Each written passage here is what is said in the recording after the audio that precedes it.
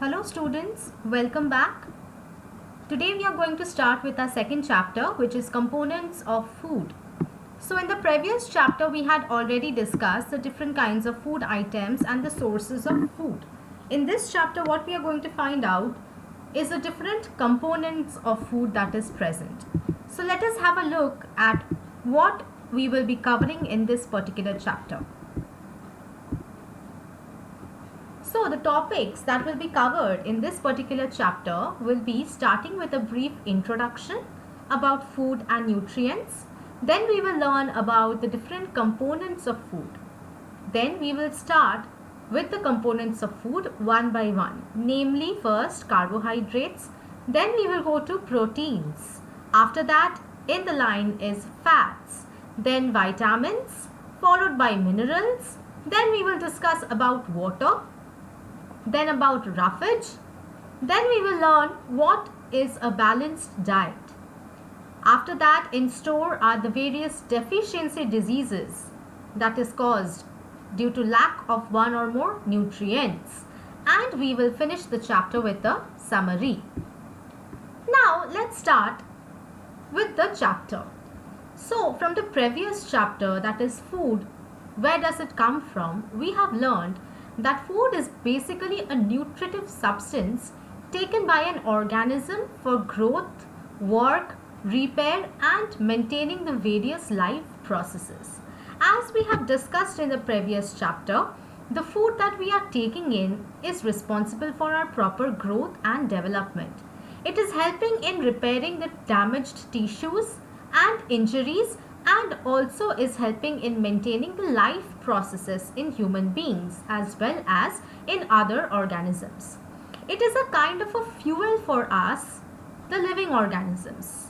Now, all living organisms, as we know, such as plants and animals, require food for survival. We humans get our food from both plants and animals. Food helps us to grow, to get energy and to be healthy, to be free of diseases. And if we develop a disease, food helps us to fight that disease. Now, the useful substances in food that provides us with all of these three are called nutrients. So we have learned what are nutrients. Now let's have a look at the next slide.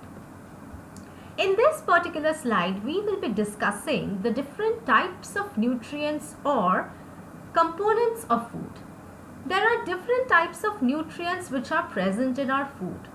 These are also called the components of food. So if you can look into this particular mind map that I have provided here, which is listing the major nutrients of food, you will see that there are carbohydrates, there are proteins, there are fats, minerals, vitamins, water, roughage. All of these are the major nutrients of food.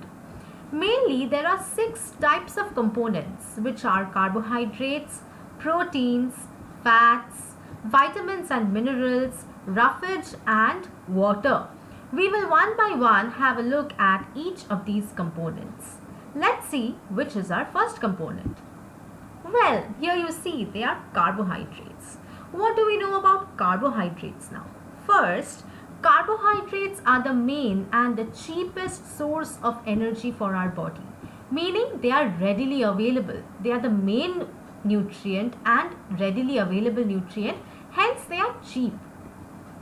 They are made up of 3 elements, namely carbon, hydrogen and oxygen. Now, if you break the word carbohydrates, you will get its constituents. Carbo stands for carbon and hydrate stands for water, which means hydrogen and oxygen. So carbohydrates are made up of 3 elements, which are carbon, hydrogen and oxygen. Now, carbohydrates are energy giving foods like starch and sugar. We know what is sugar, right? Because we have sugar in our homes and we consume sugar regularly. And what is starch? Starch, if you see after cooking rice, the whitish water which is being removed, that is starch. And starch is also the material that is being produced by the plants for their energy growth and maintenance. So sugars are sweet, starch is tasteless and odorless.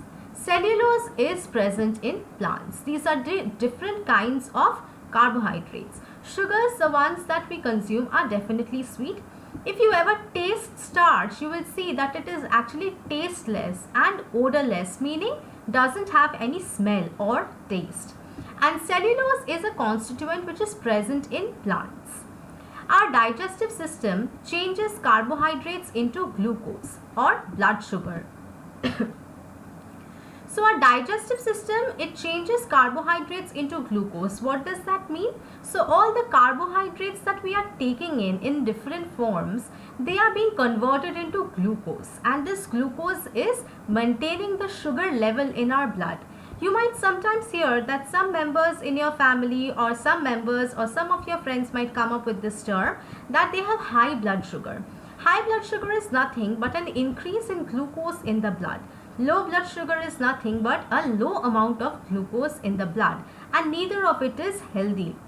Glucose or blood sugar should always be in a proper limit. Our body uses this sugar for energy for our cells, tissues and organs. So what is basically glucose doing? Glucose is giving us energy. If you ever come home during a very sunny afternoon, you will see that Glucon-D is kept prepared for you. What is Glucon-D? Glucon-D is basically glucose. It is giving your body instant energy so that you can function properly. It stores any extra sugar in our liver and muscles for when it is needed. So any extra sugar, extra carbohydrate is stored in our liver and in our muscles so that whenever we require something, it is made available to us. Like the same way as in plants. In plants, there are certain modifications like the carrot, which is a modified root, or the potato, which is a modified stem. If you remember, I had mentioned they are actually storage elements. They store energy. Same for us. In our body also, extra sugar is stored in our liver and muscles. Carbohydrates provide instant energy whenever needed. So carbohydrates are providing instant energy whenever needed. Like the one I said, when you come home during a very sunny afternoon, you are given Glucon-D because it is glucose. It is providing instant energy to you. Now, how will you test for the presence of carbohydrate or starch? Now, to understand that, remember one thing, that iodine solution in the presence of starch always turns blue-black in color. It is originally reddish-brown, but it turns blue-black. So you take your food sample, whatever is provided to you, and you will add a few drops of iodine solution to it.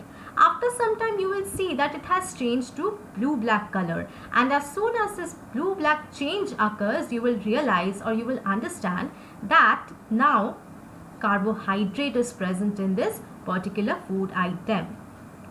What is the next ingredient, do you think? But before that, we will play a game. Let's see.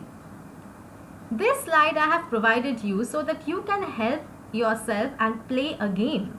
So in this particular slide, I have given a picture of various carbohydrates. Now it is your turn to identify them one by one. Let's see who can come up with the maximum number of identified carbohydrates. Pause the video, stop the video and look for it. Type in the comment section if you have any questions, and also type in the comment section the different carbohydrates that you can identify from this particular slide. Till then, have a nice time.